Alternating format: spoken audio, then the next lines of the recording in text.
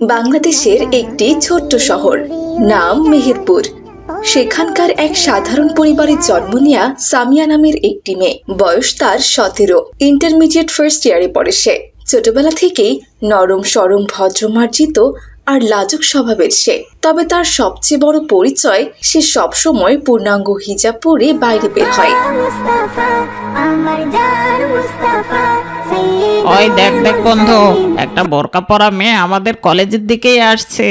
আরে এ কি অবস্থা? আমাদের কলেজে আবার কবে থেকে বোরখা পরা অ্যালাউ করলো? হ্যাঁ, না না, কলেজে তো কাউকে বোরখা পরে ঢুকতে দেওয়া যাবে না। তাহলে তো আমরা আর সুন্দরী মেয়ে দেখতে পারবো না বন্ধু। কিন্তু বোরকা পরে তো সে অলরেডি চলে এসেছে বন্ধু, এখন এটাকে কি করে তাড়াবো? আরে ধুর, এসব কোনো ব্যাপার হলো? এটা তো আমার বা হাতের খেল। ওকে এই কলেজ থেকে তাড়ানোর অনেক উপায় আছে, তুই শুধু দেখতে থাক। এই পথে যখনই আমি যাই, মাঝে মাঝে একটা মেয়ে দেখতে পাই, আলতারাঙা পায়ে আবার নূপুর পড়েছে, আলতারাঙা পায়ে আবার নূপুর পড়েছে, বোরখা পরা মেয়ে আমায় পাগল করেছে, একটা বোরখা পরা মেয়ে আমায় পাগল করেছে। ছেলে দুটোর এমন ব্যবহারে সামিয়া খুব বেশি বিব্রত বোধ করছিল। এই হিজাব বোরখা যেন তার জীবনে সবচেয়ে বড় পরীক্ষা হয়ে দাঁড়িয়েছে। এই বোরখাওয়ালি, শোন, এদিকে আয়।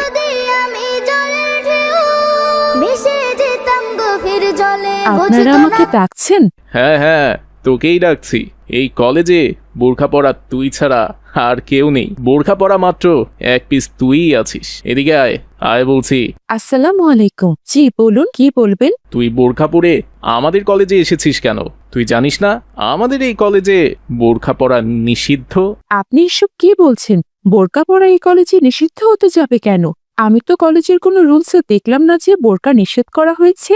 এই বল্টু, এ তো দেখছি আমার কাছে কৈফত চাচ্ছে। এই শোন, কলেজের রুলসে কি লেখা থাকলো কি থাকলো না সেটা আমাদের দেখার বিষয় না, কিন্তু এই কলেজে কোনো মেয়ে বোরখা পরতে পারবে না। ওসব বোরখা পরতে হলে বাড়িতে গিয়ে পর। যদি বোরখা পরে কলেজে আসিস তাহলে তোকে এই কলেজে আর ঢুকতে দেওয়া হবে না। কেন কলেজে ঢুকতে দেয়া হবে না? আমি আমার যোগ্যতার জোরে এই কলেজে ভর্তির সুযোগ পেয়েছি। আমি বোরকা পরেই আসবো, আর এই কলেজেই পড়বো। আপনাদের আটকানোর হলে আটকে দেখান। এই বলে সামিয়া কলেজের ভিতরে ঢুকে গেল। দেখেছিস বন্ধু, এই মেয়ের সাহস তোর মুখের উপর চ্যালেঞ্জ করে গেল। একে তো একটা শিক্ষা দিতেই হবে বন্ধু। আচ্ছা, এখন যেতে দে, তবে সময় মতো এই কথার জবাব আমি দিব। আর ওকে আমি বুঝিয়ে দিব যে এই বুলেটের মুখের উপর এরকম কথা বলে ও কত বড় অন্যায় কাজ করে ফেলেছে। এরপর সামিয়া ক্লাসরুমে চলে গেল। ক্লাসরুমে গিয়েও শান্তি নেই তার। তাকে দেখে বাকি স্টুডেন্টরা হাসাহাসি করতে লাগলো। এই দেখ দেখ সবাই, আমাদের ক্লাসরুমে একটা ভূত ঢুকেছে। এটা কি রে, এমন আলখাল্লা পোশাক পরে কলেজে এসেছে, আর একে কলেজে ভর্তিই বা কে নিয়েছে? কি একটা বাজে অবস্থা, যত সব। সেটাই তো দেখছি বান্ধবী, আজকাল আমাদের কলেজেও কি মাদ্রাসার মতো হয়ে গেল নাকি? স্যার ম্যাডামরা দেখছি কলেজে হুজুরানি ছাত্রীদের ভর্তি করাচ্ছে। এ নিয়ে আমাদের স্যার ম্যাডামদের সাথে আলোচনা করতে হবে, বুঝেছিস?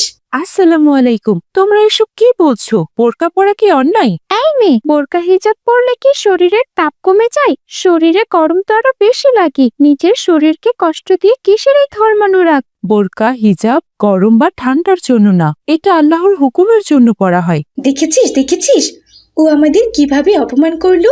আমরা মনে হয় আল্লাহর হুকুম পালন করি না, শুধু ও একাই পালন করে, যত সব। আচ্ছা এখন বাদ দে তো, এখন কিছু বলার দরকার নেই। ওকে তো আমরা পরে দেখবো ও কি করে বোরখা হিজাব নিয়ে আমাদের কলেজে পড়ে।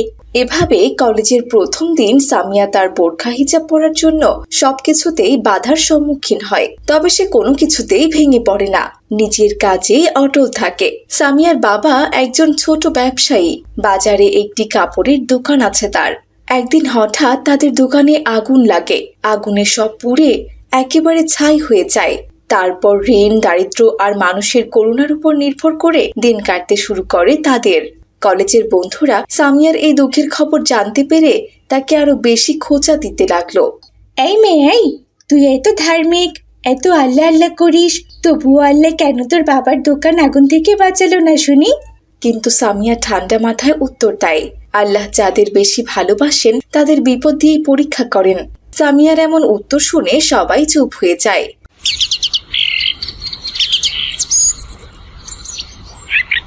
রাতে নামাজের পর সিজদায় পড়ে সে আল্লাহর কাছে কান্নাকাটি করতে থাকে। হে আল্লাহ, আমি আপনার পথে সব সময় অবিচল থাকবো। যে কোনো দুঃখে কষ্টে আমার ঈমান যেন ভেঙে না যায়। আমাকে ধৈর্য ধরার তৌফিক দান করুন আর আমাকে সাহায্য করুন, আমিন। কিন্তু দিন দিন সামিয়াদের সংসারে অভাব অনটন বাড়তেই থাকে। বাবার ঋণ শোধ করতে সামিয়া একটি দোকানে পার্ট টাইম সেলস গার্ল হিসেবে কাজ নেয়।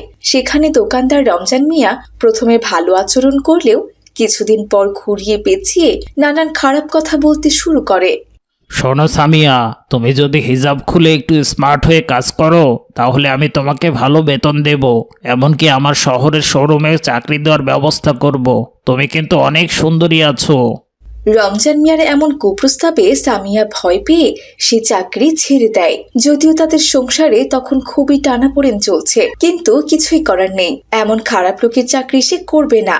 এরই মধ্যে একদিন কলেজে সাংস্কৃতিক অনুষ্ঠানের আয়োজন হয়। সবাই সেদিন আধুনিক পোশাকে কলেজে আসে, শুধু সামিয়া বোরখা পরে আসে। মঞ্চে তার নাম ডাকা হলে কেউ কেউ তাকে দেখে হাসতে শুরু করে। ওই দেখ সবাই, বোরকাওয়ালি মঞ্চে উঠেছে। ওকে দেখে তো কালো কাকের মতো লাগছে। ও আবার কি পারফর্ম করবে? ওকে জলদি মঞ্চ থেকে নামিয়ে দাও, তা না হলে আমরাই কিন্তু এই অনুষ্ঠান বয়কট করে চলে যাব। সাথে সাথে একটা হট্টগোল শুরু হলো। তখনই মঞ্চের মাইকে সামিয়া বলে ওঠে, মানুষের পোশাক তার ইজ্জতের ঢাল। আমি আমার ঢাল ত্যাগ করব না, কারণ আমার ইজ্জত আমার ঈমানের সাথে জড়িত। সামিয়ার এমন কথা শুনে পুরো হল এক মুহূর্তের জন্য নিস্তব্ধ হয়ে যায়। তারপর সামিয়া একটি ইসলামিক সঙ্গীত শোনায়।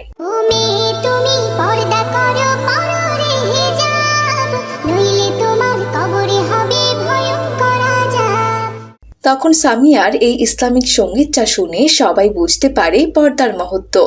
একদিন স্থানীয় এক নারী সংগঠন জানতে পারে যে সামিয়া পড়াশোনায় খুব ভালো এবং কঠিন পরিস্থিতিতেও হিজাব ও ইসলামী নীতিতে অটল থাকে। তারা সামিয়াকে একটি অনলাইন কোর্সের জন্য স্পন্সর করে। সামিয়া দিনরাত পরিশ্রম করে গ্রাফিক ডিজাইন শিখে ফেলে। ঘরে বসে সে বিদেশি ক্লায়েন্টদের কাজ শুরু করে। প্রথম মাসে সে আয় করে 25,000 টাকা। এতগুলো টাকা দেখে তার বাবার চোখে পানি চলে আসে। তুই আমার আসল সাহসী মেয়ে মা। মারে, তোর মতো এমন খাঁটি সোনা মেয়ে যেন সবার ঘরে ঘরে জন্ম নেয়। দোয়া করি মা, অনেক বড় হও, আমিন। এরপর 1 বছর কেটে যায়। এখন সামিয়া শুধু নিজের পরিবারকে স্বাবলম্বী করেনি, বরং সে এখন এলাকার গরিব মেয়েদের বিনামূল্যে অনলাইন স্কিল ট্রেনিং দিতে শুরু করেছে। যারা একসময় তাকে নিয়ে হাসাহাসি করত, তারাই এখন তাকে সম্মান দিয়ে কথা বলে। তুই ঠিক ছিলি সামিয়া, বোরখা হিজাব তোর কিছুই কমায়নি, বরং তোর মর্যাদা আরো বাড়িয়ে দিয়েছে বোন।